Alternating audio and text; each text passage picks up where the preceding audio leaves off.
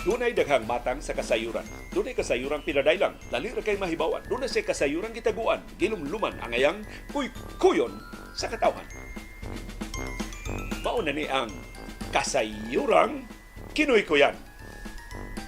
Daghan kaayo ang natinga nga murag malipayon si acting Mayor Raymond Garcia nga nibalid-ad sa mga polisiya sa iyang gipulihan nga si suspended Mayor Mike Rama.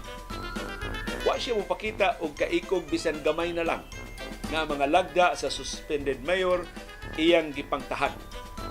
Mura og pagbalis sa mga gibuhat sa suspendido nga mayor, siya nakapatuyak.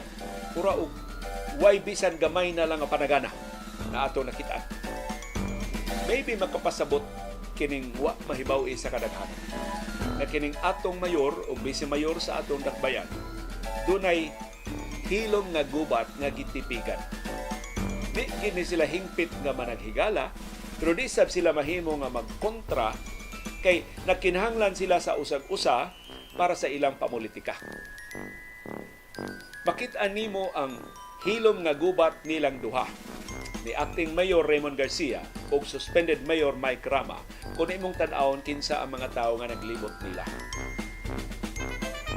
Ang naglibot ni acting Mayor Raymond Garcia mao si Joey Daluz na chairman sa MCWD karon mao nay nagkatawa, si June Casas ang kanhi city administrator ni anhing Mayor Edgar Labella o kanang mga chuwawap nila.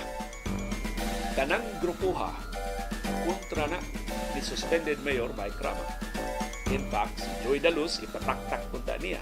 Si June Casas iya jung gipakiha. Plunder gyud ang kaso nga gipasaka tungod adtong nangalisbo nga kontrata sa basura. Karon nga acting mayor na si Raymond Garcia, si Joey Daluz o si June Casas balik na. Kada adlaw na kuno magtungkaw di City Hall sa mga opisina. Panumdum sa tanang hingtungdan nga mabalik na sila. Wa pa sila itudlo ang mga katungdanan pero hapit na kay sila'y mga sinaligan sa grupo ni Raymond Garcia.